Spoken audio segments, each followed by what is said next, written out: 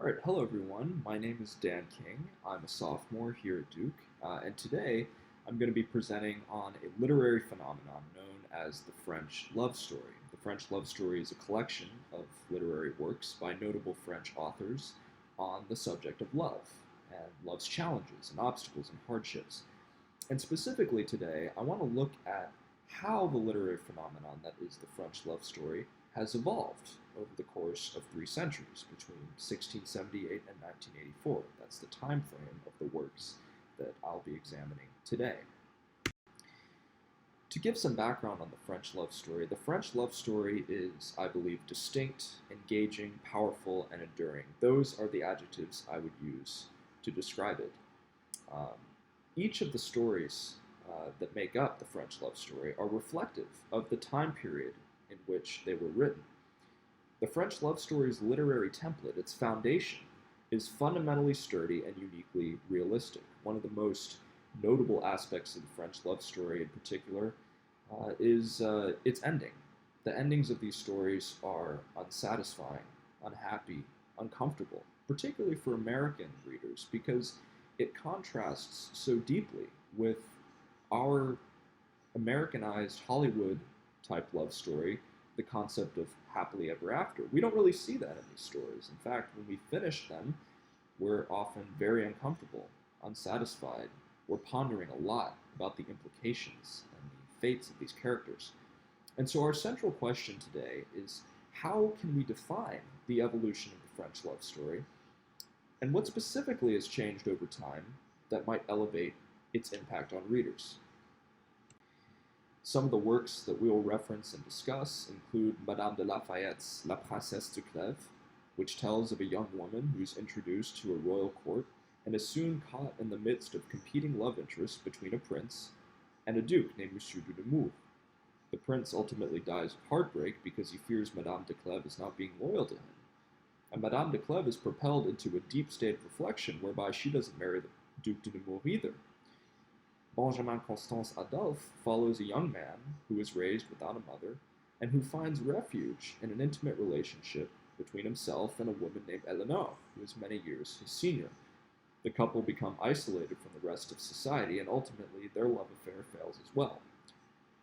Flaubert's Madame Bovary follows a young woman named Emma, who is raised in a rural family, and marries a doctor named Charles, and soon becomes obsessed with the idea of aristocratic life, so much so that she is propelled into a state of depression and dead. Colette's Chérie in The Last of Chérie is similar to Adolphe in that it follows a story of age disparity between a young man named Chérie and an older woman named Léa. And Marguerite Duras L'Amant, which is set in French Indochina, follows an interracial relationship between a young French girl and an older Chinese man. Their love affair is made complicated by racial, financial, and societal disparities, which we'll discuss later. Continuity and change over time is an important theme to consider when you're looking at all these works in the broader context of the French love story. As I said earlier, the story's essential nature, with their non-traditional endings, have not changed drastically across the centuries. The impact of society, for example, particularly societal norms and constraints, remains strong and constant in all of the novels we'll discuss. But the reader does see, in these later works, particularly those of the 19th and 20th centuries, the advent of new themes that elevate the impact of the love story, including race and age. To begin with society, society provides the framework within which the characters in the love story interact, but not just what the characters do. Society also informs these characters' ultimate outcomes, what actually happens to them. In La Princesse de Clèves, we have the French court. In Swann's Way, Swann's nouveau riche status prevents him from gaining favor with a group of high society called the Little Clan. A member of the Little Clan is his obsessive love interest named Odette. And so their ability to fall in love and have a healthy relationship is complicated by society. The role of age disparities also plays a significant role in some of these works.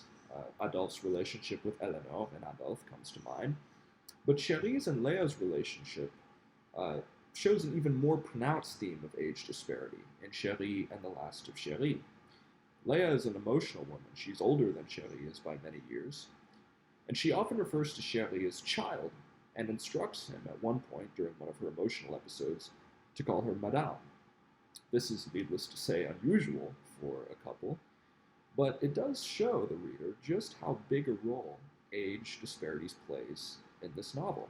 And critically, the conflict of age disparity is inextricably linked with fate. And in each of these stories, the men are always younger than the women. The intersection of race and colonialism is evident in L'Amant, which again follows the interracial relationship between the narrator and the Chinese man. L'Amant is, of course, set in French Indochina, which is a reference to France's colonial period.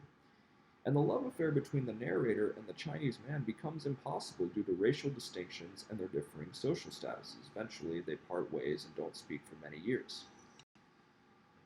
And lastly, I'm tie back to the untraditional ending. These endings, again, are unsatisfying, unhappy, and sometimes even tragic. In La Princesse de Clèves, again, the princess does not marry Monsieur de Nemours. In Madame Bovary, Emma Bovary dies by suicide after becoming saddled with debt and depression. The Chinese man does not speak with the narrator of L'Amant for many years, until long after both time and geographic distance has rendered their continued love impossible. And once again, I want to stress the important contrast between these stories and the American Hollywood love story, the idea of happy ever after, of everything being resolved at the end. This is not the case in these stories, and it makes them uncomfortable for American readers, but nonetheless incredibly enriching and incredibly engaging. And so, in conclusion, the French love story's foundation and key principles have pretty much held constant across the centuries. The advent of new themes, particularly the works of the 20th century, have elevated the effect of the love story. And all of these stories still have relatively unsatisfying conclusions, and French society continues to play a significant role in each of them. So that's it for my presentation.